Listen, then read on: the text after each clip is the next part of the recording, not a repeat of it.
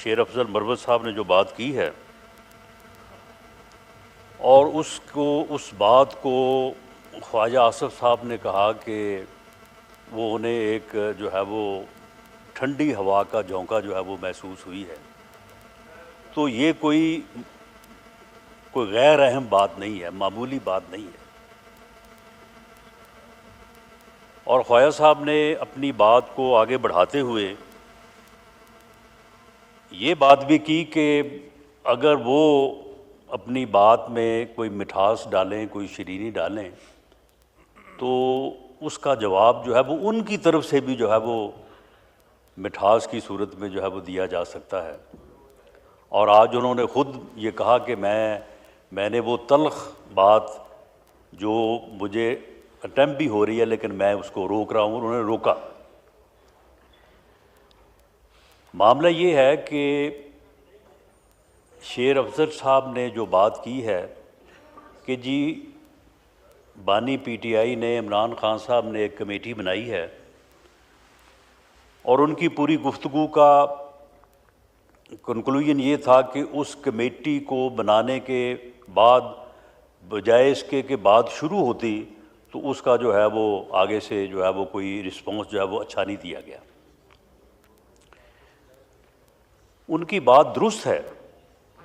लेकिन इसके साथ साथ वो मामला जो ख्वाजा साहब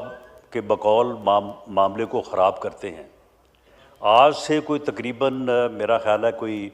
5-6 हफ्ते कबल प्राइम मिनिस्टर मियां शहबाज शरीफ साहब तशरीफ़ लाए, हाउस जो है वो जारी था, वो सीधे अपोजिशन की जो है वो सीट्स पे गए, सबसे जाके उन्होंने हाथ मिलाया, सलाम दुआ की और उसके बाद अपनी सीट पे आके उन्होंने कहा कि हम तैयार हैं आपके साथ बात करने को, मुज़ाकरात करने को, आप बैठें और हर उस इशू के ऊपर बात करें जिसके ऊपर आप करना चाहते हैं। हम हर इशू के ऊपर आपसे बात करने को तैयार हैं। उसके बाद अपोजिशन लीडर उमर अयूब साहब ने उठ के उस पेशकश का, उस बात का जो जवाब दिया, जिन अल्फाज में दिया, जिस लहजे में दिया, मेरा ख़्याल है शेर अफजल साहब को, मरवत साहब को वो सब मालूम होगा। इसी तरह से 25 नवंबर की रात 7, 8, 9 बजे जब ये बात कही जा रही थी कि जी आप डी चौक की तरफ जाने की बजाय संगजानी पे जो है वो जाके अपना धरना दे दें, वहाँ पे आप जलसा करें, स्पीचेस करें, जो भी आपका प्रोग्राम है, और इस मकसद की इजाज़त के लिए जो है वो अडयाला जेल में एक्सेस भी दी गई, तो वो बात जो थी वो मुज़ाकरात के लिए ही थी, बात करने के लिए ही थी कि जी आप डी चौक जाने की बजाय आप वहाँ पे जो है वो क़याम करें और उसके बाद आप जो है वो बात करें। लेकिन वो बात जो है वो उसको नहीं तस्लीम किया गया। उसके बाद ये दुरुस्त है कि खा किसी ने वर्दी पहनी थी या वो वर्दी के बग़ैर था, अगर 24 नवंबर से लेके 26 नवंबर तक इस हंगामे की नज़र वो हुआ और उसकी जान गई है, तो बिल्कुल दोनों अतराफ़ जो है वो इन्ना लिल्लाहि व इन्ना इलैहि राजिऊन, और अफसोस ये होना चाहिए था, लेकिन ये दोनों तरफ इज्तनाब जो है वो बरता गया है। अगर वो मरवत साहब हमें ये कहते हैं कि जी आपने इस बारे में जो है वो बात नहीं की, तो बात शायद उस तरफ से भी जो है वो नहीं हुई। लेकिन ये सारी चीज़ें अपनी जगह पे, लेकिन जनाब चेयरमैन ये एक मुसल्लमा हकीकत है कि इस पार्लिमानी जमहूरी सिस्टम में जब तक इस हाउस की दोनों अतराफ़ हिज़्ब इख्तलाफ और हिज़्ब इक़्तिदार आपस में बैठ के डायलॉग नहीं करेंगी, पॉलिटिकल डायलॉग नहीं होगा, ये सिस्टम नहीं चल सकता। ये पार्लिमानी जमहूरी सिस्टम जो है ये इस बात से अबारत है कि ये दोनों पहिए जो हैं ये दोनों चलेंगे तो गाड़ी जो है वो आगे चलेगी। ये बात हम उस वक्त भी कहते रहे हैं जब हमें ये कहा जा रहा था कि मैं तुमको छोड़ूंगा नहीं, हमारे खिलाफ मुकदमात बनाए जा रहे थे, हमें जेलों में भेजा जा रहा था। हमने उस वक्त भी ये बात कही थी कि डायलॉग होना चाहिए, बैठ के बात होनी चाहिए। अगर मुज़ाकरात पॉलिटिकल पार्टीज़ के दरमियान, फोर्सेस के दरमियान डायलॉग नहीं होगा तो बात जो है वो आगे नहीं चलेगी। मैं मरवत साहब से ये गुजारिश करूँगा कि ठीक है, ये बातें जो हैं ये हम जितनी भी करते चले जाएं, आपके पास भी उनका कोई ना कोई आगे से जवाब होगा, हमारे पास भी हर बात का जवाब होगा। लेकिन अगर आपने ये कमेटी बनाई है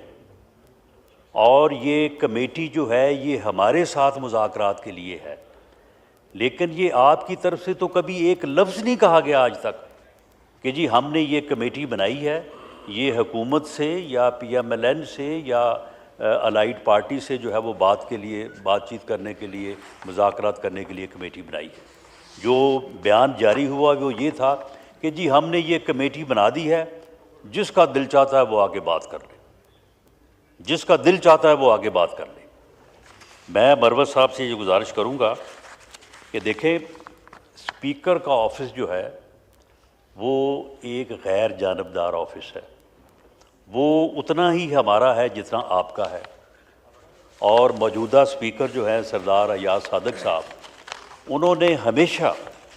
जो है वो अपनी गैर जानबदारी को जो है वो बरकरार रखा है। ये पिछले दिनों जब पार्लियामेंट से मेंबर्स के गिरफ़्तार होने का मामला आया था, आप यकीन कीजिए कि उन्होंने बिल्कुल हर चीज़ को एक तरफ रख के उन्होंने बहुत ही जो है वो स्ट्रॉन्ग स्टैंड लिया और उसके ऊपर जो है वो कायम रहे। ये इसका विटनेस हैं हम। जी बिल्कुल दुरुस्त है। तो मैं ये मरवत साहब से ये मैं रिक्वेस्ट करता हूँ, मैं उन्हें ये कहता हूँ कि आप जो आपकी कमेटी है, क्योंकि होता यही है कि एक बात इस तरफ से होती है, कोई और दूसरा मेंबर जो है वो अपनी सोच के मुताबिक एक और अलहदा से बात कर देता है,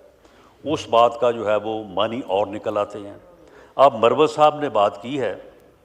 अली मोहम्मद ख़ान साहब के मुतल्लक मेरी तो राय ये है कि वो हमेशा उन्होंने